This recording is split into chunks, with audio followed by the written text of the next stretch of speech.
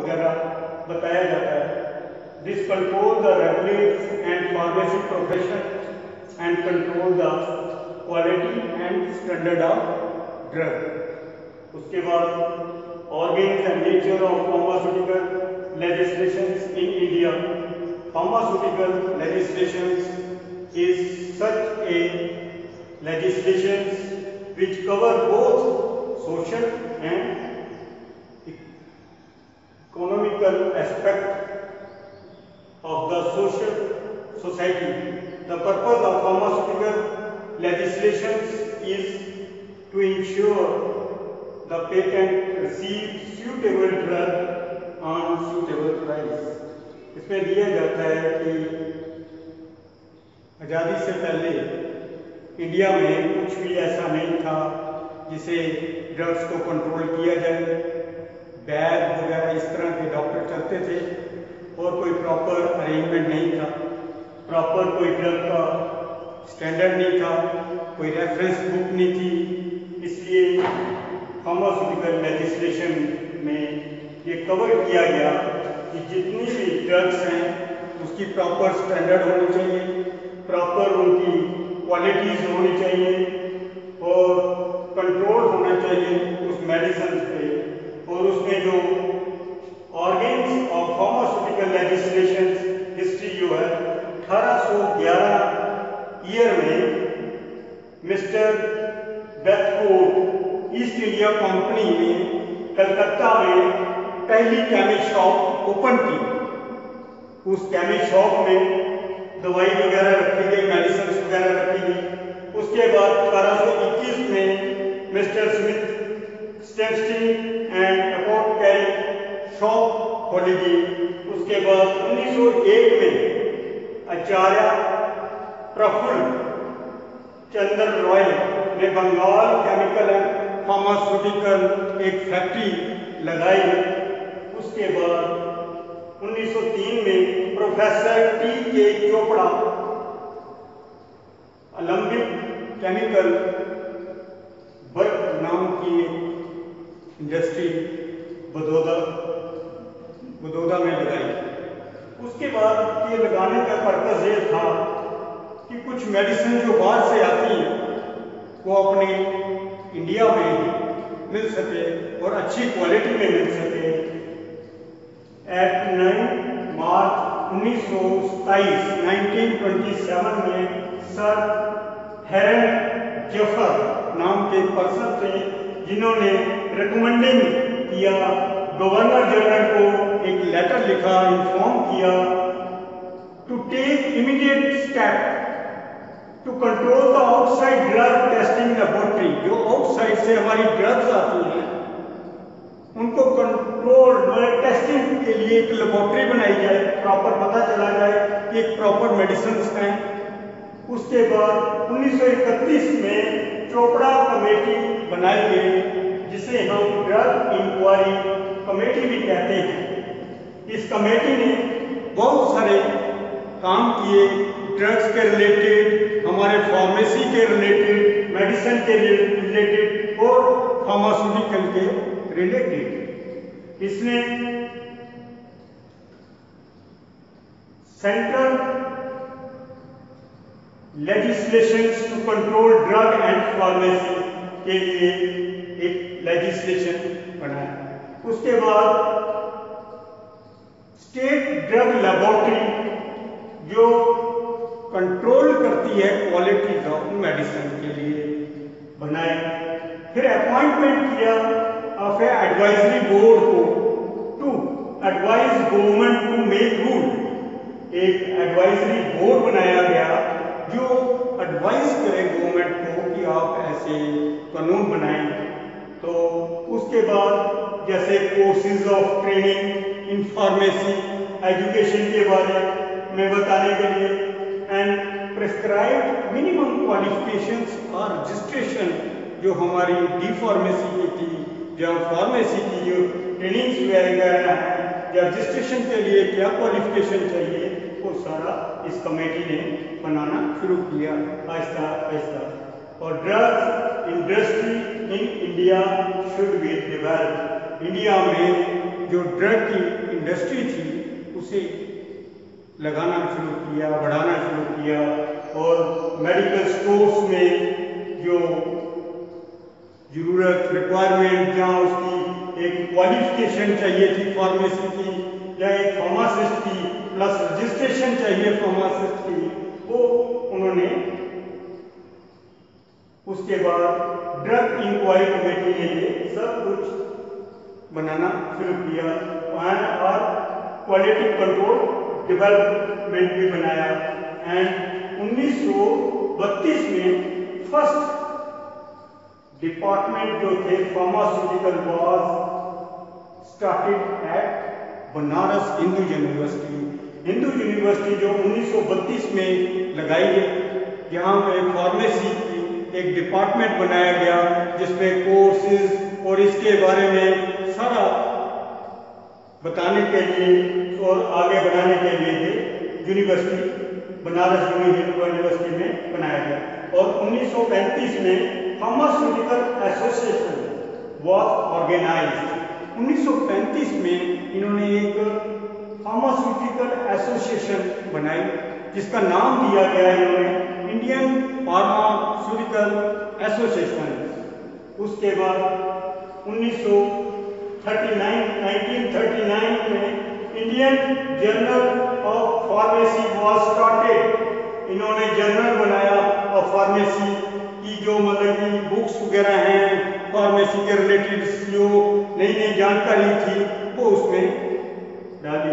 और उसके बाद 1940 में इंडियन फार्मास्यूटिकल एसोसिएशन उन्होंने ऑर्गेनाइज किया है and all India pharmaceutical conference की, all India conference. 1943 the government of India appointed a health survey and development committee to make the recommendation for future development. इसने एक हेल्थ सर्वे डेवलपमेंट रिकमेंडेशन किया और उसके बाद ITC Indian pharmaceutical council को बनाया जिसे हम IPC कहते हैं and SPC state pharmacy council. और उसके बाद legislation design to protect the public from incompetent और to safeguard the interest of qualified pharmacists and to raise the professional standard of pharmacists engaged in the handling of drugs. Means कि pharmacist को किस तरह से handle करनी है drugs, वो सारे कानून वगैरह एक इन्होंने बनाया।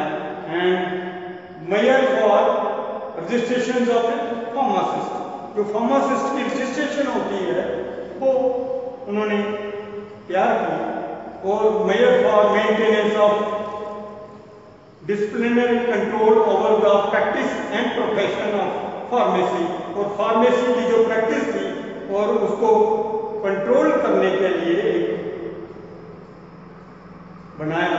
And revise course of students के लिए बनाया graduate pharmacist and pharmaceutical technologist जो थे उनके बारे में भी उन्होंने तैयार किया सिस्टम।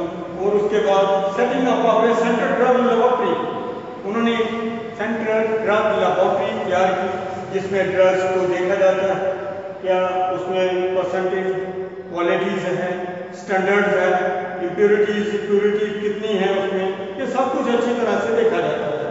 और उसके बाद द ड्रग एक्ट 1940 तैयार किया गया जिसमें should be force through the country, पूरे देश में लागू किया गया ड्रग एक्ट। उसके बाद 1945 में pharmacy bill was passed, pharmacy का बिल 1945 में पास किया गया to regulate the profession and practice of pharmacy के लिए। 48 में the pharmacy act was passed 1948 में फार्मेसी एक्ट जो था वो उसे पास किया गया and 1954 the drug and magic remedies objectionable advertisement act was passed in order to have control over advertisement. जो एडवर्टाइजमेंट्स होती हैं ड्रग्स की उसको कंट्रोल करने के लिए एक लॉ बनाया गया कि इसमें मना किया गया है कि कुछ दवाइयाँ जो हैं हम एडवर्टाइज नहीं कर सकते, तो उस कानून को भी तैयार किया गया। फिर उसके बाद 1955 में the medical and toilet preparation excise duty act 1955 में तैयार किया गया, जिसमें use of alcohol in A medicinal and toilet preparation, जो मेडिसिनल अल्कोहल जो यूज किया जाता था मेडिसिनल एंड टॉयलेट प्रिपरेशन में, उसमें एक लॉ तैयार किया गया, उसमें सारा डिटेल बताया गया हमें कैसे कैसे यूज करना है। And 1961 health survey and planning committee recommended and it's necessary to bring drug prepared according to indigenous system of medicine also within the review of drug act। Drug act के अनुसार हमें कैसे health survey and planning committee recommendation को किया। उसके बाद 1985 में narcotic drugs and psychotropic substance act was pass, जो नार्कोटिक नशीले पदार्थ हैं उसको पास किया गया 1985 में। In 1994 the drug price control order 1979 and 87 has been replaced and modified.